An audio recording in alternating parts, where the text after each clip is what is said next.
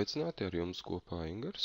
Šajā video šoreiz jums vēlos padalīties par to, kā var Windows operētāja sistēmā diezgan ātri un operatīvi darboties starp datora failiem vai pat arī starp cietajiem diskiem vai arī citām pievienotajām ierīcēm, kas ir pieslēgts pie mūsu datora.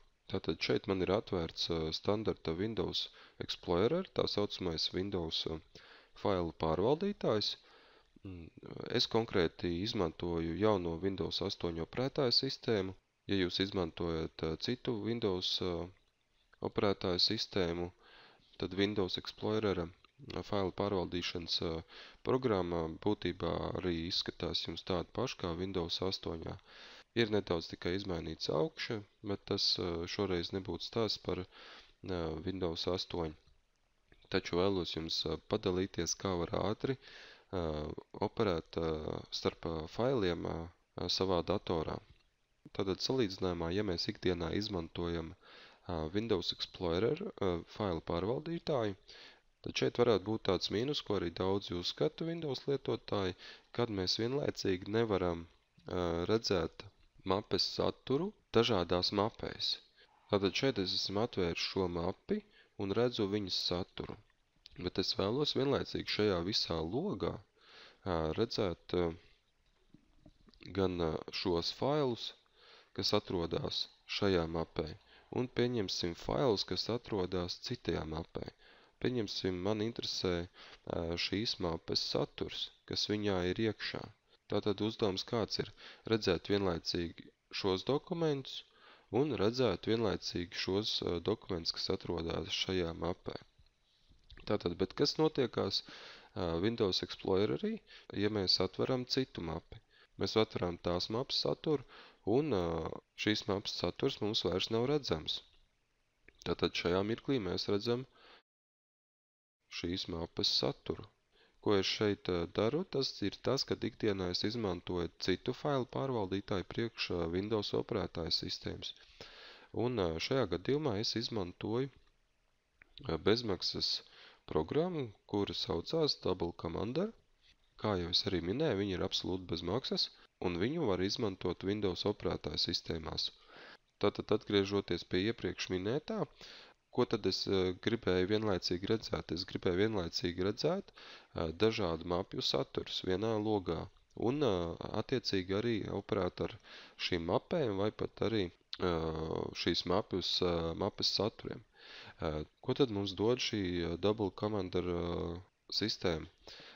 Kā mēs redzam, šeit galvenais loks ir principā sadalīts divās daļās. Tātad vienā daļā mēs redzam dokumentus un otrajā redzam dokumentu mapes. Un savukārt augšā mēs redzam visas mūsu ierīces, kas ir mūsu datorā pievienots tie cietie diski, vai tās ir flash atmiņas, vai arī pat diski, tas ir domāts CD diski vai DVD diski. Tātad loks ir sadalīts divās daļās, un mums ir iespēja operēt starp failiem, starp mapēm, starp cietajiem diskiem, neietekmējot, pieņemsim to mapu, kur mums ir atvērta.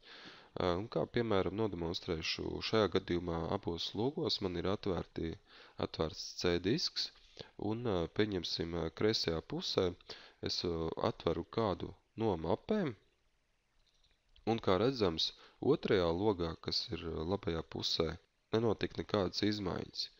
Es esmu atvēris mapi C diskā, pieņemsim šīs mapes saturu, un es vēlos atvērt tai pašā C diskā citas mapes saturu. Kā redzam, es esmu atvērs citas mapes saturu, un es vienlaicīgi redzu vienas mapes saturu, kas ir video, un redzu citas mapes saturu, kas ir skaidrējumi. Tātad šeit es varu vienkārši un ātri operēt starp šīm mapēm. Viņos es varu pārvietot dokumentus, kopēt. Kā redzam, man darbība šajā logā neizmaina darbības, kas ir otrajā logā, kā bija salīdzinājumā ar Windows Standard Explorer, ja?